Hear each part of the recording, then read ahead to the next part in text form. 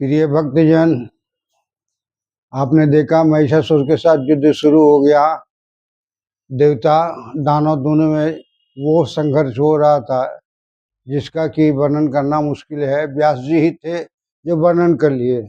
हम आपको अब उसी वर्णन को सुना रहे हैं देवी महापुराण में। आपसे निवेदन है, विनती है, प्रार्थना है और साथ साथ अभिनंदन है, प्रणाम है, आग्रह है कि आप सब्सक्राइब करिए, लाइक करिए, ताकि मेरे को एनर्जी मिले, मेरे को भोजन मिलेगा तभी ना मोटा होऊंगा, तब ना आपको कथा सुनाऊंगा। और नहीं सुना सकूंगा तो मैं क्या करूंगा। हाथ जोड़ता हूँ, अगर मेरी प्रार्थना आपको बुरा लगता हो तो चार को गाली दे दीजिएगा, लेकिन सब्सक्राइब कर लीजिए। कृपा करके हम पर गुस्सा मत करिए। मेरा दिल का उद्गार आपके सामने रख रहा हूँ। अच्छा लगेगा तो आशीर्वाद दे दीजिएगा, बुरा लगेगा तो चारों गाली देकर संतोष कर लीजिएगा, लेकिन सब्सक्राइब कर दीजिएगा, यही प्रार्थना है। इसलिए आज की कथा है 7वां अध्याय में। देखिए क्या होता है, युद्ध में क्या क्या होता है। व्यास उवाच असुरान् महिषो दृष्ट्वा विषण्णं मन्नस्तथा तदा त्यक्त्वा तन्महिषं रूपं बभूव मृगराडिशौ कृत्वा नादं महाघोरं विस्तार्य च महाशतामः पपात सुसेनायां महत्यास्य अननं कदं सन्निः गरुडं च नगादवा घातै कृत्वा रुधिर विपुलुतं जघान च भुजे विष्णु नखान घातिन केसरी वासुदेव वितं दृष्ट्वा चक्रमुद्यमं वेगवान् हन्तुकामो हरि काममावावा सुक्रुद्धान्वितः जावत् युद्धरिपुं वेगा च चक्रेणाभिजगानहम् तावत्सु अतिबल श्रृंगाभ्याम वासुदेव विषणाभ्याम ताडितो रसि विहल्ला पलायन परो भेगा जग्गाम भुवन गिरियम गतम दृष्ट्वा हरिकामं शक्रो अपि भयान्वितः अवध्यम तंग परमं मत्वा जयु कैलाश पर्वतम ब्रह्मामि च निज धामं त्वरित प्रयायो भयात्मकवा वज्रमालंब्य तस्था वाजौ महाबल वरुणं शक्तिमालभ्यं धैर्यमालभ्यं संगठितं चमो अपि दंडमादाय जत समर तत्परः तदोच्छदा जक्षाधिपो कामं बभूव रणरतपरः पावकं शक्तिमादाय तत्र अबुद्ध युद्ध मानुषः नक्षत्राधिपति सूर्यं समवीतु अस्थिता बुभौ वीक्षयं चं दानव श्रेष्ठं युद्धाय कृतनिश्चयो एति स्मरन्ति क्रुद्धं दैत्यसैन्यं समभाग्यातः विजयानवानं जालानि कुरारिः सदृश्यानि च कृत्वा हि माहिषं रूपं भूपति संस्थिततः देवदानव योद्धानां निनादतुमुलम् अभवतं जज्ञाघातश्च तलाघातु मेघनादो अभवतः संग्रामेषु महाघोरे देवदानव सेनैः सिंहाभ्यां प्रवृत्ता सिंहा छेभ्यचन महाबलः जघान शूर जघान स दानवो मतगर्वितः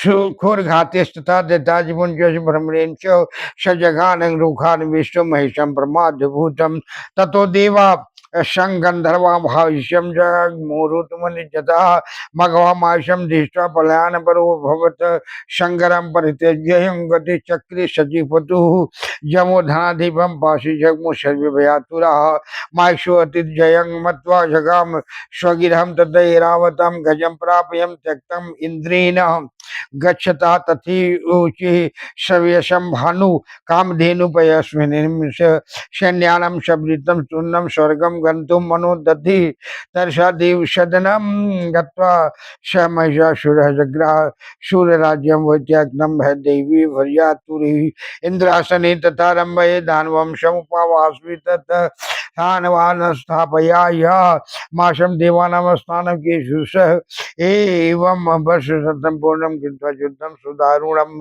अपवित्रपदं कामो दानवो मद्गर्वितः निर्जरा निर्गता नाकातीनः सर्वे अति पीडिता एवं बहूनि वर्षाणि भ्रमां गिरिगुहवदे शान्ता सर्वे सदा राजन् ब्राह्मणं शरणं जयुः प्रजापति जगन्नाथं रजोरूपं चतुर्मुखं चतुर् मुखम पद्मासनम वेदगर्भम सेवितम मुनि विश्वजरी मरीचि प्रमुख शांतिर्वेदी वेदांग वर्ग किन्नरी सिद्ध गंधर्वी चारणोत रगपन्न गई तुष्ट उर्वभ्यम भीतास्ते देव देवम जगत गुरुम देवावोचु धातः किमेत तदद अखिलम अतिं हराम्बुजाम जन्म जन्मादि विविक्षय न दयां कुरु शिष्याणि यत संग पीड़ितान राजा राजिता सुराधिपीन स्थानाम न चयता न गृह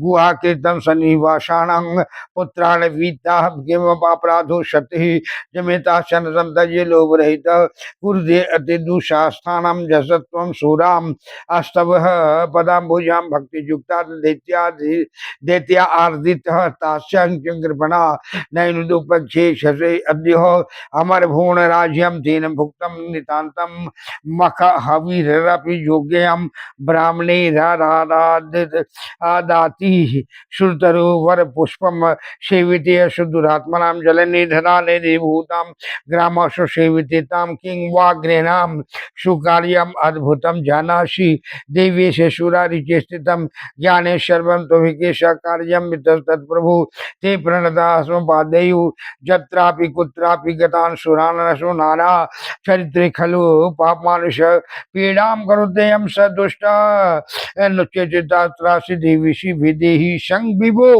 रोचेद वयं नावो महान अग्नि पीड़ितां कुंग शांति कर्ता रमणस्तेजसम जाम प्रयशम शरण सुरेष्ठ सुरेष्टम धातार माध्यम परिमुक्तिम कंक्षीवम व्यासवैति सुत्वा सुरा सर्वे परिणमस्तु प्रजापतिम बंधाजलि पूता सर्वे विष्णु भगवानंदनाम भीष्म तास्थानं तदा पीडितान् दृष्ट्वा तदा लोके पितामह उवाच स्वलक्षणां नया वाचा सुखम संजनन्निव ब्रह्मवाच किं करोमि शूरा कामं दानवोद्वर्तर्पितो स्त्री बंधयो अशुन बंध पुबंधयो विधेयं तत्र किं पुनः वज्रामो यज्ञं शूरा सर्वे कैलासं पर्वतमः शंकरं पूर्णं कृत्वा सर्वकाल विशारदं ततो वज्रां वैकुंठं जत देवी जनार्दनः मिलित्वा देवकार्यं विस्मिषामो विशेषतः इति युक्त्वा हंसमारुह्य ब्रह्माकार्य समुच्चये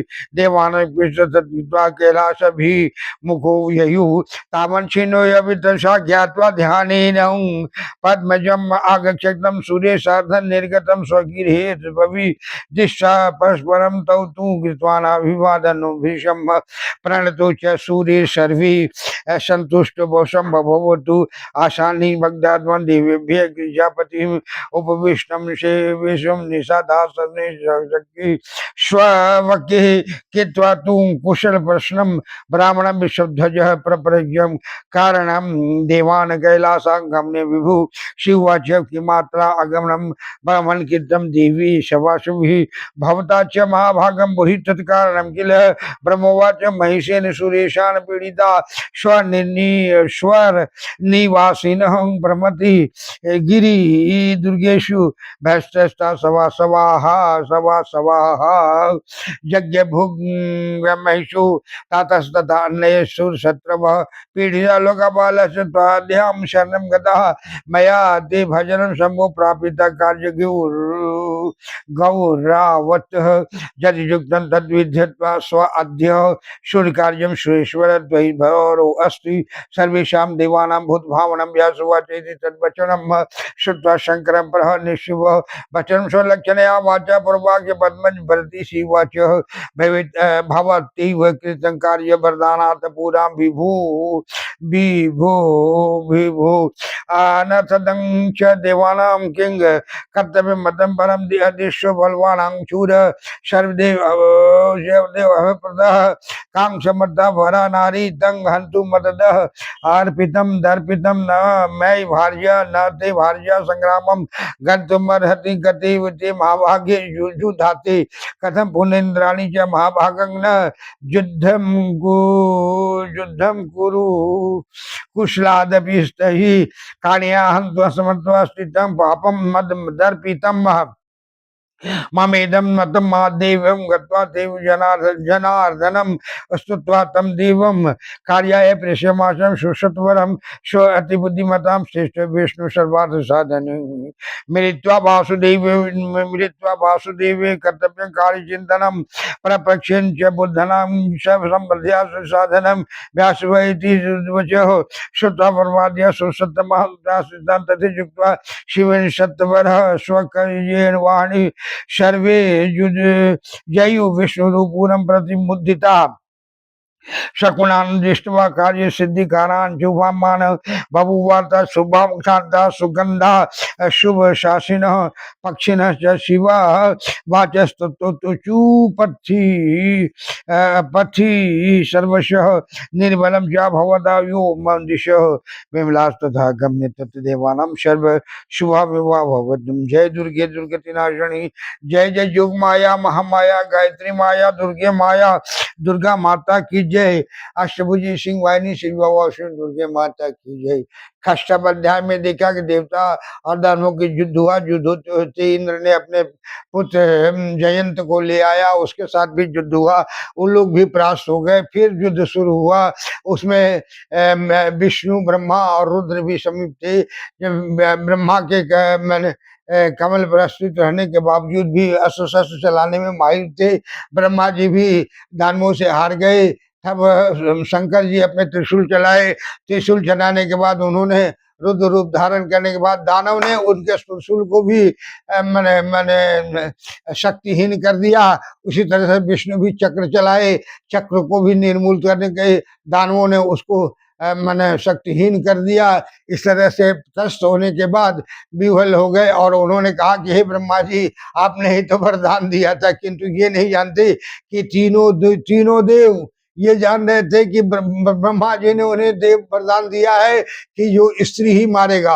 और स्त्री के मारने के लिए आप क्यों गए थे? युद्ध करने के लिए क्यों गए? दिखलाने के लिए। जब जान रहे हैं कि वो स्त्री जाएगा तो ही महिषासुर मारा जाएगा, आपसे नहीं मारा जाएगा, रुद्र से नहीं मारा जाएगा, विष्णु से नहीं मारा जाएगा, फिर ब्रह्मा जी क्यों स्वयं आए थे? जानते हुए वरदान आपने दिया था और आप ही गए।